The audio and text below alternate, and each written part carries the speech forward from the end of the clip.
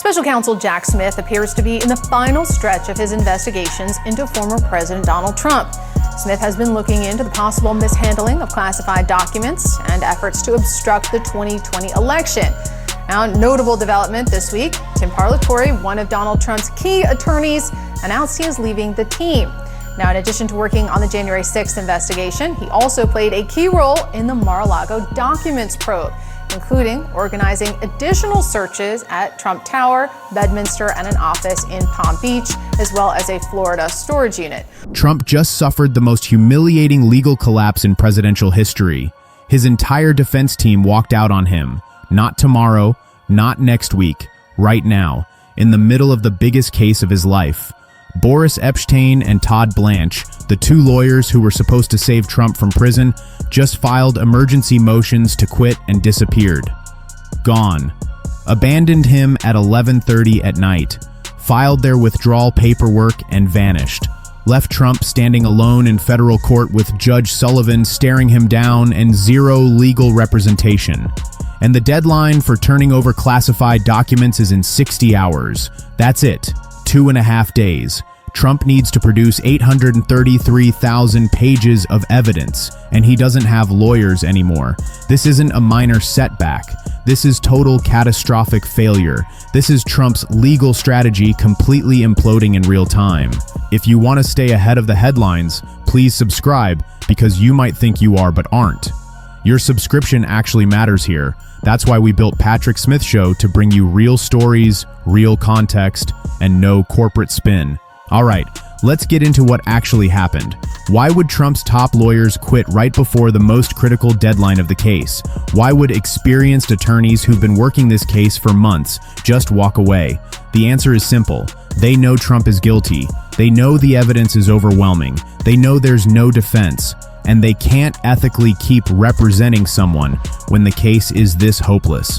These lawyers looked at the Bedminster audio tape, where Trump basically confesses to having classified documents, looked at the photographs showing boxes of classified material stored in bathrooms and ballrooms, looked at the obstruction evidence showing Trump's team hiding documents from the FBI, looked at Evan Corcoran's testimony that destroys every defense Trump has, and they said, we can't win this.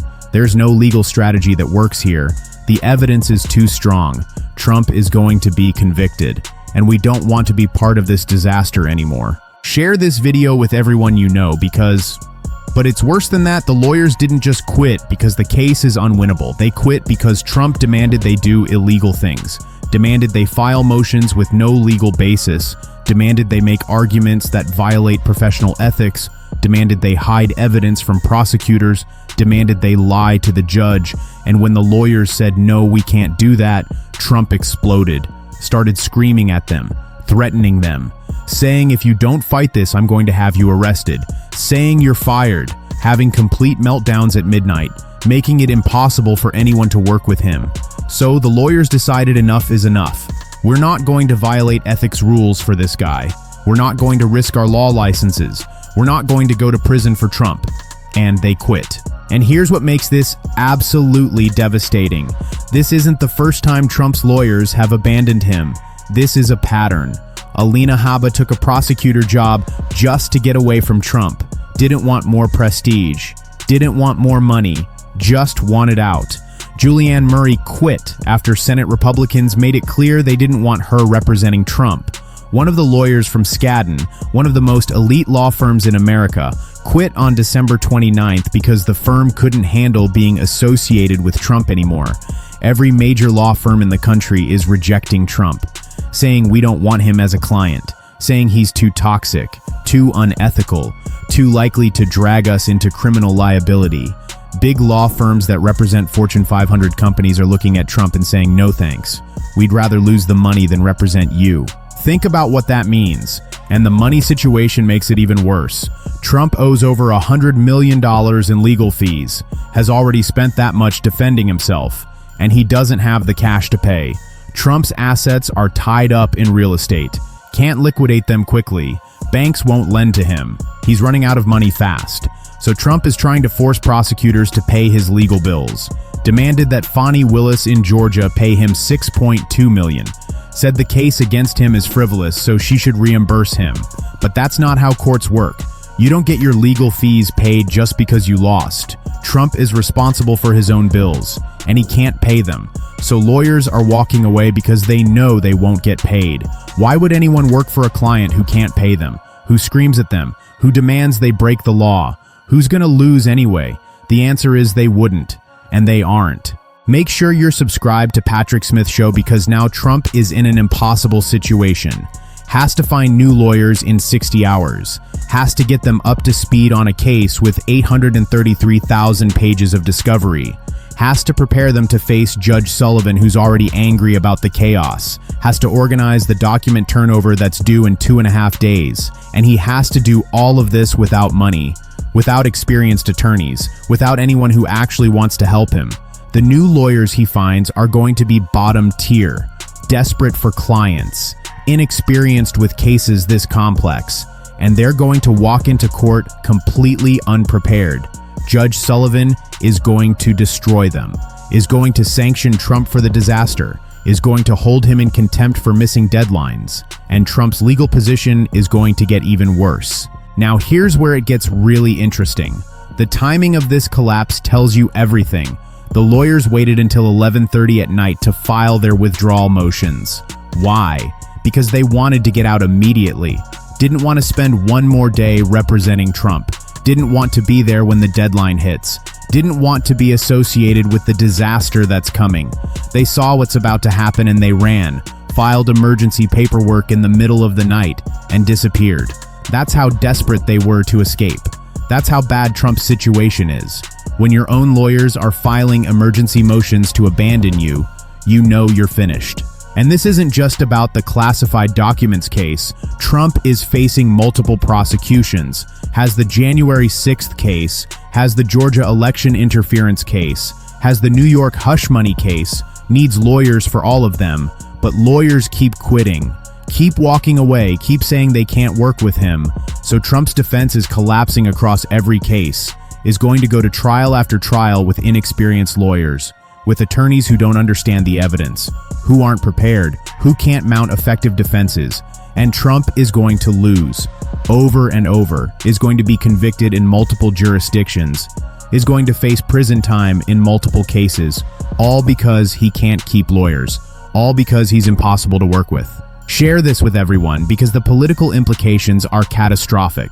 When voters see that Trump's own lawyers won't represent him, when they see experienced attorneys running away from him, when they see that every major law firm rejects him, they understand he's guilty.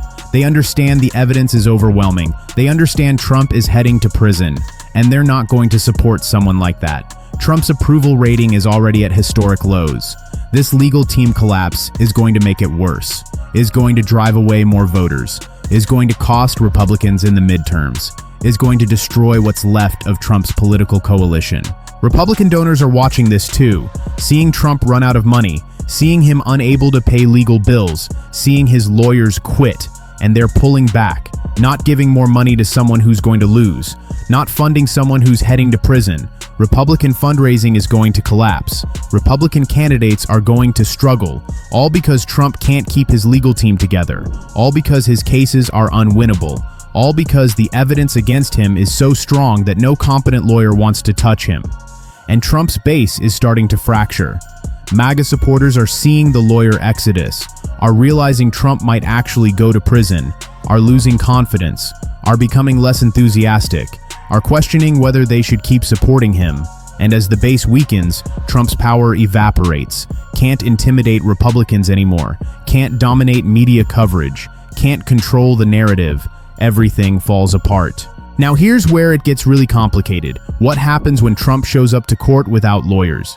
Judge Sullivan is going to ask, where's your legal team? Trump is going to have to explain they quit, is going to have to admit he can't keep attorneys, is going to look weak and desperate, and Judge Sullivan is going to be furious, is going to blame Trump for the chaos, is going to see this as evidence of Trump's instability, is going to be even harder on him, might sanction him immediately, might hold him in contempt, might accelerate the trial timeline, might make things even worse for Trump. And the document deadline is going to be a disaster. Trump is supposed to turn over 833,000 pages in 60 hours. That requires organization, requires indexing, requires proper transmission to prosecutors. Trump's lawyers were handling that, but they're gone now. So who's going to do it?